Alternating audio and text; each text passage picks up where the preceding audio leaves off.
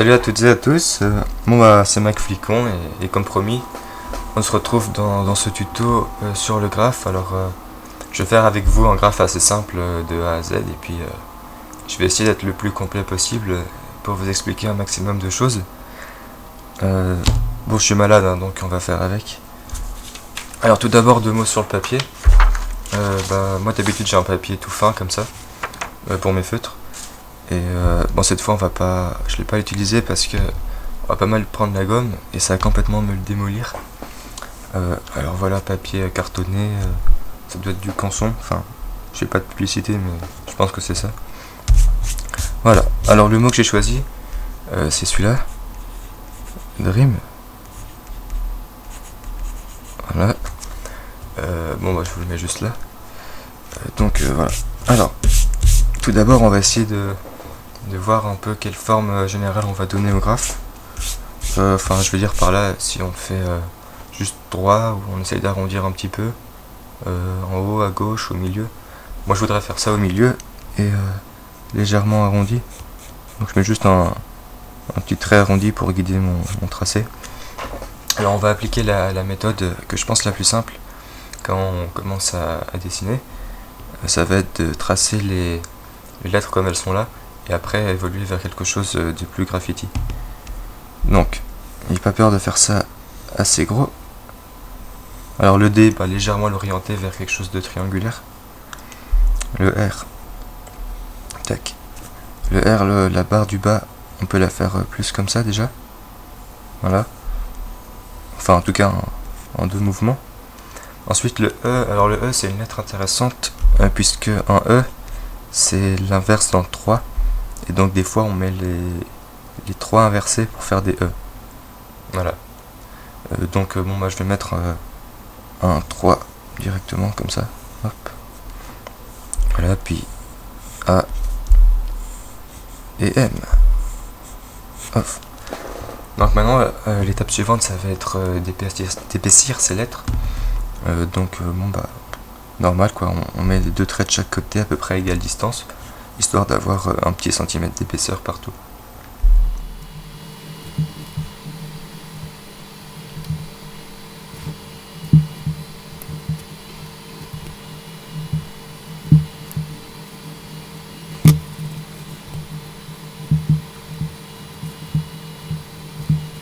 Voilà.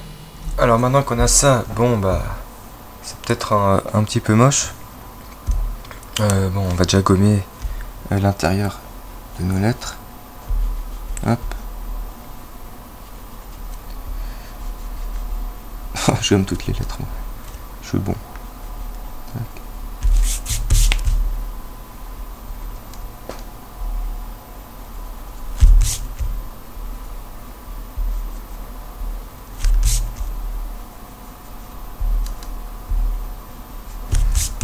Bon, je l'ai refait vite fait. Hop. Donc en fait, le but c'est pas directement de faire quelque chose de superbe et tout. C'est juste pour avoir en fait une base. Vu que l'idée c'est de partir de quelque chose de simple pour arriver à quelque chose d'un peu moins simple. Voilà. Hop.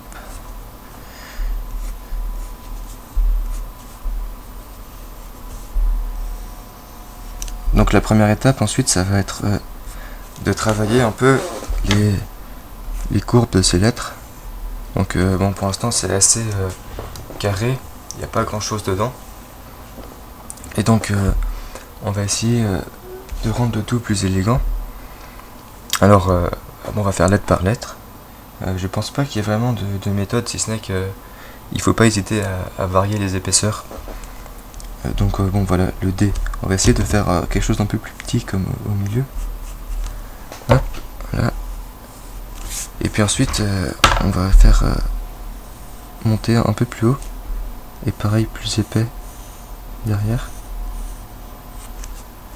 Voilà. Le D. Hop. Bon, vous allez voir, je vais faire que de gommer tout le long du tuto. Parce que faut bien passer par différentes étapes pour le lettrage. Et voilà. Ensuite le R, on va appliquer le même principe que sur le D, au bas du R, non au haut du R, donc hop, plus quelque chose comme ça, hop. Et puis on fait le petit trou plus triangulaire aussi, voilà. Bon, on voit pas grand chose, je gomme, tac, là. Ensuite la barre de notre R, on va la faire en fait plus fine ici, et puis plus grosse là. Donc hop, j'enlève ça et je monte avec quelque chose de fin pour redescendre en plus épais. Voilà.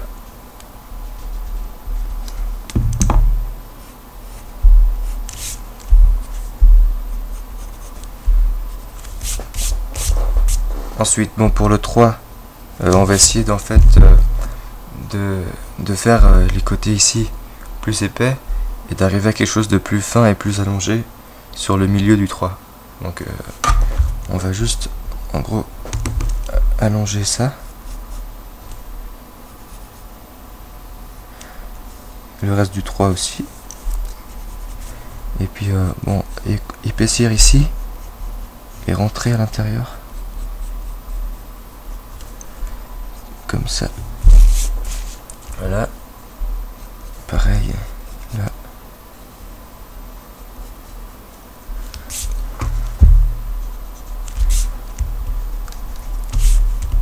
Moi j'ai un peu de mal à dessiner avec cette méthode là parce que d'habitude je fais les lettres directement, donc c'est un peu bizarre pour moi. Voilà, alors le A, bon le A, ce qui se fait généralement c'est on fait la barre qui est au milieu plus fine que le reste, donc en fait pareil, je vais encore épaissir un peu tout le reste, et la barre qui est au milieu on va la faire toute fine pour contraster un petit peu sur le A. Voilà, encore la gomme et encore la gomme. Et donc bon, le M pareil, en fait généralement c'est les parties des lettres qui sont les plus tordues ou au centre qu'on va faire plus fines que le reste. Donc encore une fois le M, ça va être les deux portions ici qu'on va faire plus fines et plus basses. Donc hop, un coup de gomme et je descends ça ici, et puis je fais plus fin, sachant que il faut essayer de faire ici la partie là doit s'agrandir un petit peu, être plus fine au milieu que sur les côtés, vu que le lettrage est plus gros là. Voilà. Donc voilà pour les lettres de base. Alors bon, en fait maintenant il va falloir un petit peu mettre des courbes là-dedans, vu que ça reste assez carré et un peu simple. Donc on va en fait faire partir des lettres, mettre un peu des asymétries dedans. Donc bon, l'exemple le plus flagrant ça pourrait être sur le M. En fait le M, on va faire un côté plus gros que l'autre, hop, et plus long surtout. Voilà. Et puis on finit ça pour l'instant juste en coupant d'un trait normal. On modifiera ça après. Bon, pour le A, c'est toujours un peu la même chose. On peut prendre un côté et puis le courber vers l'extérieur et l'allonger aussi. Voilà. Bon, le E, on va pas y toucher parce que on verra après pourquoi. Et puis le D, moi il est vraiment bizarre mon D. Faut que je fasse ça encore plus petit et plus triangulaire.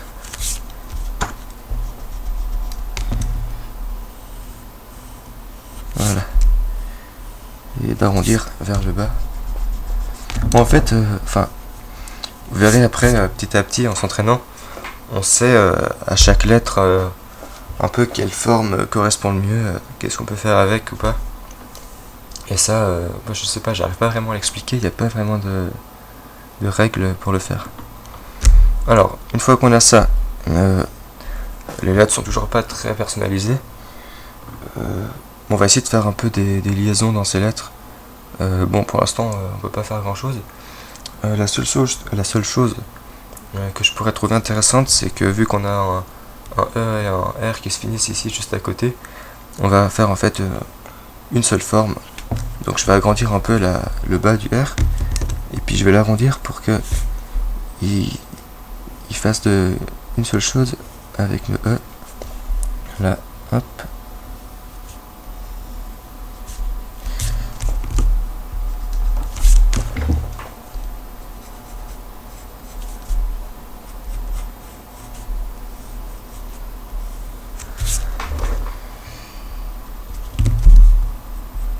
Et je refais un petit peu le passage ici, quand on y voit un peu plus clair. En fait, mes lettres sont toujours pas assez épaisses. Voilà. Donc ouais, j'ai peut-être une erreur que j'ai fait au début, n'hésitez pas à les faire bien épaisses. On voit mieux les différences d'épaisseur après quand vous allez faire des endroits plus fins que d'autres. Alors. Bon, maintenant, on va en fait travailler encore les personnalisations. Alors encore une fois, c'est pas vraiment de règles. Je vais aussi vous montrer lettre par lettre des exemples de choses qu'on peut faire. Alors la première, c'est par exemple avec le D. En fait, on peut dans chaque lettre détacher les morceaux et puis faire des superpositions. Donc je m'explique, par exemple, le bas du D ici, on va le prolonger. Hop. Et puis on va faire passer ce côté-là au-dessus. Et donc ça donne un peu l'impression que notre D est fait en deux morceaux. Voilà. Et puis c'est là qu'on va caler notre petite flèche. Et voilà. Un exemple. Alors de même, quand vous avez une lettre qui se finit comme ça, juste toute droite, je dirais que la moindre des choses, c'est en fait de la faire un peu plus en biais, histoire d'avoir un des angles qui soit bien pointu. Et puis après, on fait un petit morceau de lettre comme ça. Voilà.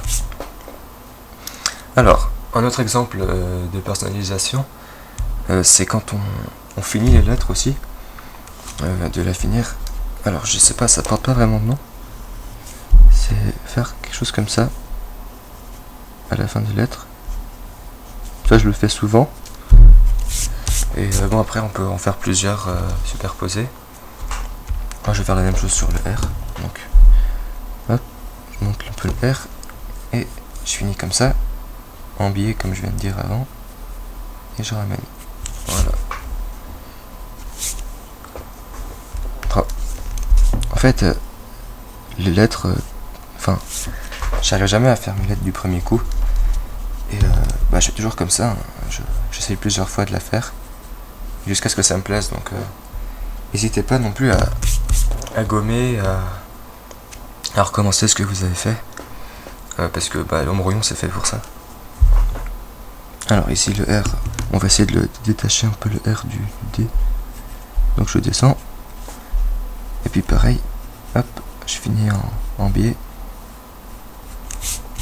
et je mets la petite cassure. Alors, moi je refais sans cesse la même chose, mais c'est jamais bien pour moi. Voilà. Alors pour le E, enfin le 3, un exemple aussi de comment on peut finir un bout, ça va être de faire la fin comme ça. En fait, il faut bien travailler les fins de lettres, puisque c'est là qu'on peut mettre généralement le plus de choses après la forme principale. Tac. Voilà.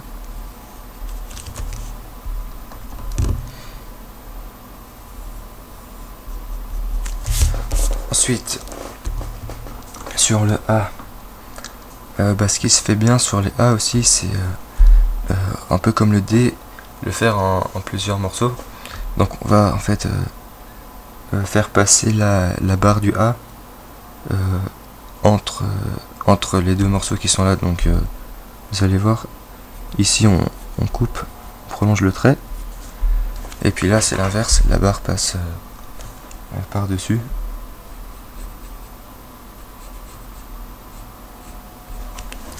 Et puis hop, et en dessous. Puis on peut la faire aller dans le E, ou alors simplement la terminer comme ça. Oula.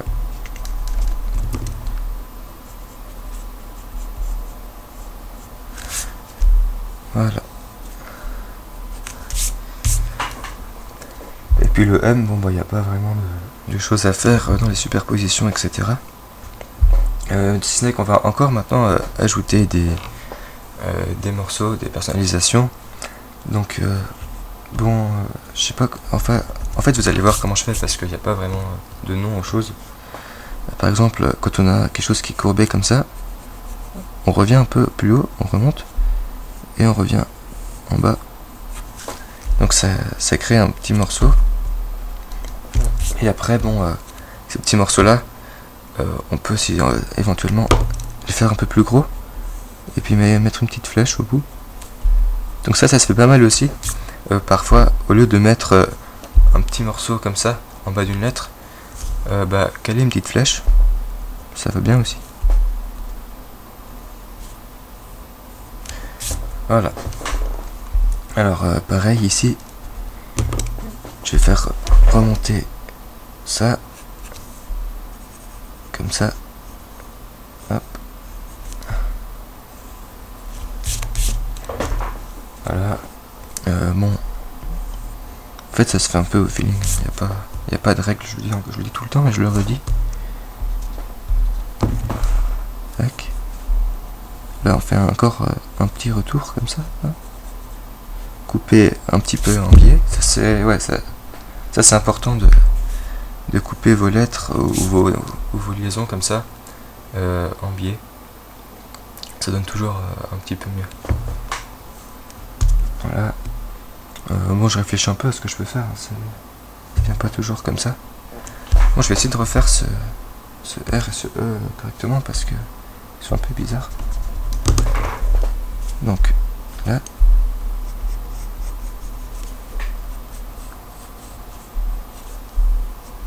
En plus creuser ceci. Voilà.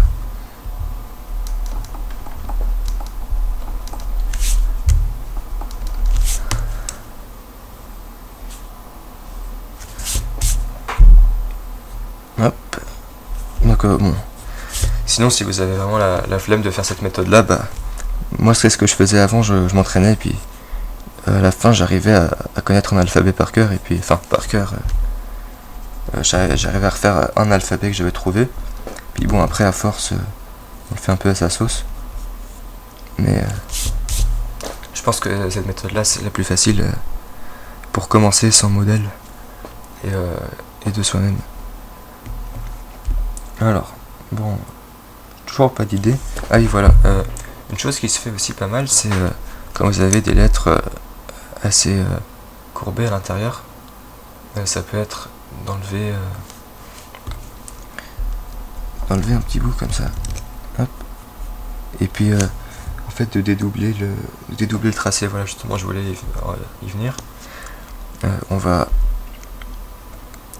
On coupe le tracé à un certain endroit, et puis on fait une deuxième épaisseur, et on suggère un peu avec quelques points le tracé d'origine. Et donc ça on peut le faire partout, un peu à l'intérieur comme ça. Hop. Et puis après un petit coup de gomme, et on a dédoublé un peu le tracé. Alors de même, on peut sur une lettre normale prolonger et faire un peu en fait quand on arrive, enfin ça m'énerve, je sais pas quoi dire. Voilà, hop. Encore un exemple. on coupe en biais. Et puis on fait un petit bout. Et voilà. Pour le M. Alors le M ici, bon je l'ai coupé bien droit. On va aussi faire une petite flèche. Les flèches c'est assez... ça se retrouve pas mal parce que ça donne assez bien dans un graphe, mettre des flèches comme ça partout. Ce point. Voilà. Alors, on en était où? Ouais, bah voilà, donc toujours continuellement refaire ce que vous avez fait, essayer d'améliorer ça. J'ai pas d'autres idées de liaison comme ça, parce que bon, je voudrais rester dans les choses simples. Ouais, bah, je sais pas. Voilà, par exemple aussi le R, ce que j'aime bien faire, c'est encore une sorte de dédoublement comme ça. C'est en fait dans la courbe ici, je colle un morceau, puis je le finis là comme ça. Hop. Toujours encore une fois, couper en biais et le petit bout à la fin. Voilà.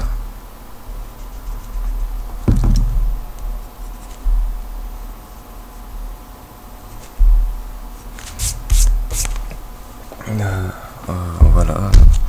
Ah oui, encore un exemple de personnalisation qu'on peut mettre. C'est bon, voilà, ici j'ai un morceau de E, il n'y a rien dessus.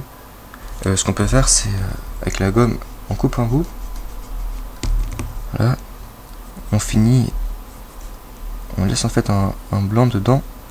Et on va décaler un morceau de la lettre vers le haut ou vers le bas. Comme ceci. Bon, ce M, je sais pas trop ce qu'on peut y faire. On va encore descendre un peu le milieu, tiens. Voilà. En fait, oui, je donne que des exemples. Encore une fois, je le dis, la seule méthode, c'est de s'entraîner et puis de finir par trouver soi-même son style, son lettrage, en mélangeant un petit peu ce qu'on peut trouver sur internet, etc. Parce que bon, voilà, là c'est vraiment le plus dur à expliquer comment faire un lettrage, c'est pas simple. Alors voilà, encore un de plus, un exemple de petite personnalisation, c'est faire ceci. Encore une fois, ça porte pas de nom et puis voilà, ça donne un peu mieux. Hop.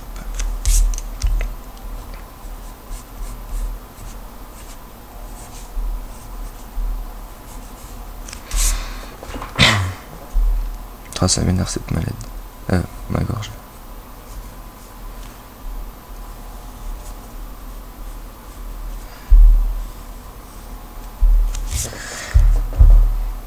Donc voilà. Ah oui. Bon là mon graphe il est pas aussi rond que ce que je voulais au début. Et bah, là aussi j'aimerais bien respecter ça. Donc une des manières de changer un peu la forme, c'est de descendre plus bas sur un côté ou sur un autre. Donc je vais juste descendre un peu sur le M et revenir ici comme ceci. Voilà, un petit dédoublement au passage.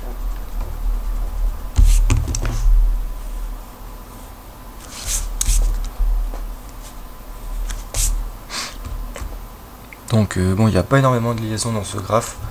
Alors quand vous avez pas forcément d'idée, bon, quand je dis liaison, ça veut dire en fait faire des parties communes entre les lettres. Hein. Bon. Comme vous n'avez pas vraiment d'idée, le plus simple c'est, ouais, comme ici, laisser un bout de blanc là où les lettres se superposent. Bon, alors là avec le M et le A, ça va peut-être être un peu plus dur. Je peux essayer de changer un peu la forme du M pour qu'il tombe plus droit.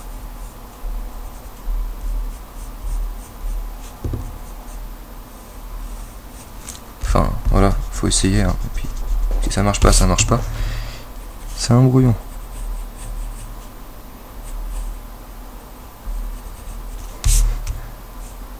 Voilà. Et donc ici, je vais gommer un peu le morceau commun. Bon, on commence à plus rien voir à force de faire des coups de crayon. J'ose pas imaginer ce que ça aurait été si j'avais pris mon papier spécial. Il aurait été complètement défoncé.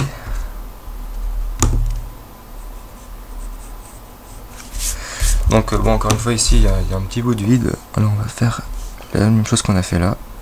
Hop. On monte comme ça. On coupe un pied. Et pensez toujours à laisser quand même un endroit commun quand vous faites des ajouts sur des lettres, des choses comme ça. Enfin, fermez pas le trait ici parce que à la fin on saura plus si c'est la lettre ou pas.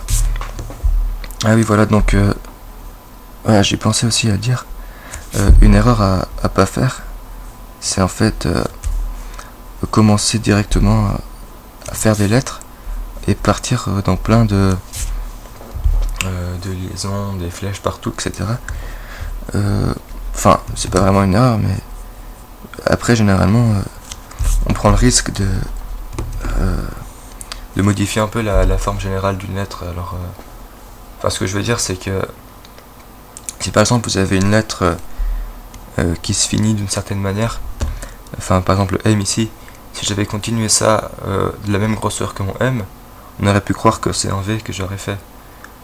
Donc pensez bien que dans un graphe comme ça, le but c'est quand même de garder l'armature principale qui soit celle des lettres que vous avez choisies.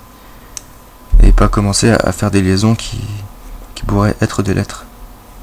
Bon, après ça peut être justement une idée, c'est de faire vos lettres en liaison. Enfin voilà, je m'embrouille. Bon, il n'y a plus vraiment grand chose à faire à cette étape là. On peut pas faire ça vraiment plus complexe. Je peux peut-être rajouter un petit morceau ici. Bon, le E il a pris cher, hein, là on l'a bien modifié. Voilà. Bah tiens, ce qu'on peut faire, c'est que le A il a pas grand chose. Je vais rajouter encore un morceau comme ça sur notre A. Donc pareil, je gomme un morceau, enfin un bout de trait en haut. Et je rajoute un bout, je coupe en biais. Et puis je referme en laissant un petit trou. Sachant que là ce qui est important c'est d'avoir toujours l'impression que la partie ici reste plus grosse que la partie du bas, donc élargissez votre rajout au fur et à mesure que vous l'allongez. Et puis voilà, encore petite cassure. Voilà.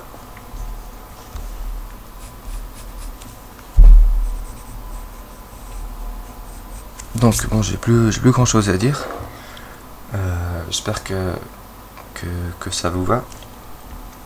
Et je vais faire maintenant juste passer ça au stylo noir. Donc bon, avant de le faire, je précise également, c'est un petit conseil que je vous donne. En fait, ça dépend de ce que vous utilisez comme matériel. Par exemple, supposons que vous avez des feutres à l'eau normaux. Si vous prenez un stylo noir normal comme ça va être une encre en fait qui contient de l'eau.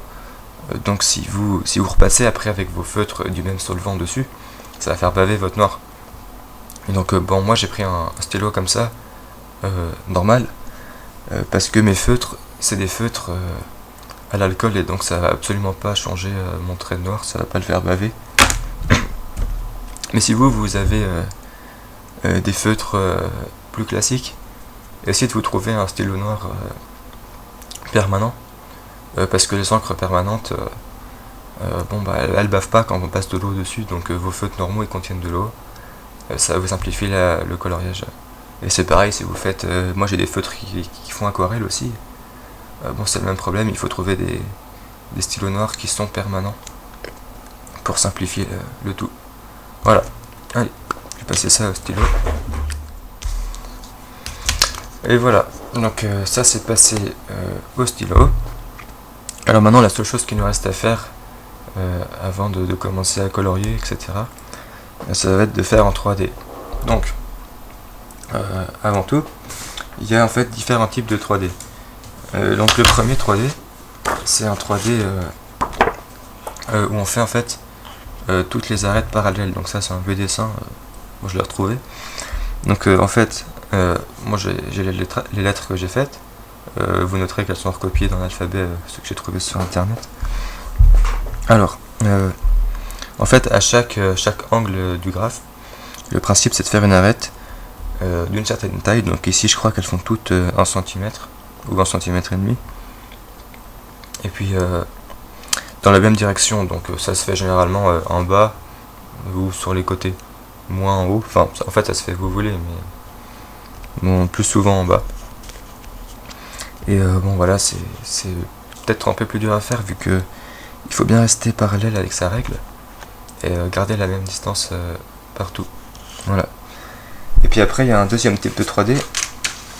C'est les 3D avec un point de fuite. Donc ici, c'est un exemple. Alors, qu'est-ce que ça veut dire? Ça veut dire en fait que cette fois, c'est toujours le même principe. Hein, on part des angles et on trace des traits dans une direction. Cette fois, la direction, c'est juste un point. Donc, bon, mon point, je l'ai même pas gommé. Il est là. Donc, en fait, si vous regardez, tous les traits que je fais vont vers ce point. Et donc, après, ce qui peut être intéressant, c'est par exemple de placer ce point derrière le graphe, ce que j'ai fait ici. Mais si j'avais placé au-dessus, j'aurais continué mes traits jusqu'au point. Attendez, je crois que j'ai un autre dessin. Voilà. Celui-là, c'est la même chose. J'ai fait mon point, il était là. Et puis j'ai tracé tous mes traits vers ce point. Et pour accentuer l'effet, j'ai fait un espèce de code-barre dans mon 3D. Et puis voilà. Encore ici, pareil, les traits vers un point qui se trouve derrière le graphe. Je l'aime bien, je le fais souvent, ça donne assez bien. Et puis bon, après il y a le truc hybride, enfin c'est un peu les deux. Donc j'ai choisi un point en fait qui est par ici. J'ai fait, et sauf qu'en fait au lieu de tracer mes traits jusqu'au point, j'ai en fait des traits de la même longueur partout. Donc 2 cm ici avec ma règle vers le point. Donc ça fait quelque chose un peu à mi-chemin. On a le texte qui donne l'impression d'être en bloc, sauf que il y a un point de fuite. Donc nous c'est ce qu'on va faire. Donc bon, on voit notre graphe, je l'ai arrondi un petit peu, enfin légèrement d'ailleurs, c'est pas très flagrant, enfin je l'ai arrondi un peu, bref. Et donc bon, ce qui va être intéressant, c'est de faire ce 3D avec un point de fuite, mais en mettant notre point en bas ici. Alors bon, si vous avez quelque chose de normal et que vous savez pas trop où mettre votre point, ce que je pense ce qui est pas mal de faire, c'est en fait vous faites ça en fonction de l'espace que vous avez sur votre feuille. Si vous avez fait votre graphe en bas, enfin si vous l'avez un peu excentré vers le bas, faites votre 3D au-dessus pour récupérer de la place. Puis à l'inverse, s'il est vers le bas, faites votre 3D en bas. Enfin bref. Donc voilà, on va faire le 3D vers le bas. Donc je choisis un point de fuite ici. Et puis il faut que je trouve ma règle. Voilà. Et donc moi je le fais directement parce que de toute façon c'est difficile de se tromper. On va prendre allez, on prend 2 cm, c'est bien ça. Et donc on fait toujours des traits de comme ça c'est mieux, de 2 cm vers ce point de fuite en partant de toutes les arêtes, même celles qui sont à l'intérieur de nos lettres.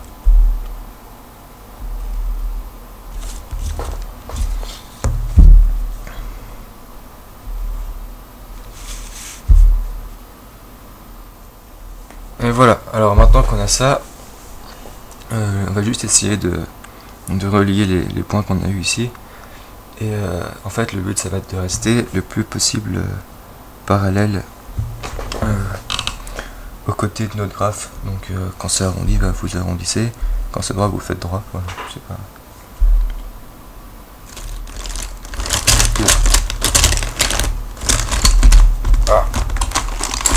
Voilà.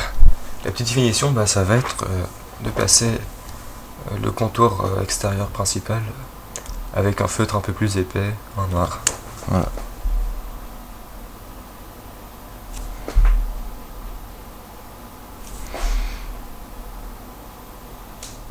Et voilà. Donc bon bah on en a fini pour cette partie là du tuto. Bah, en fait la seule chose, l'idée principale c'est de partir de quelque chose de simple vers quelque chose de plus compliqué. C'est toujours comme ça qu'on procède. Puis après bah, pour les lettres, essayer de trouver des lettres sur des alphabets, etc. Il y en a plein. Faites-vous plaisir. Alors bah, justement c'est la première partie, donc gardez ce graphe là. Ou si vraiment vous pouvez pas, vous le coloriez, mais gardez l'autre côté, puisque bon bah la semaine prochaine, en tout cas dès que je peux, je ferai la deuxième partie, et donc bah, j'essaierai de vous expliquer un peu le coloriage, les feutres utilisés, etc. Voilà, alors j'espère que ça vous a plu et que ça vous a aidé. Allez, bye tout le monde.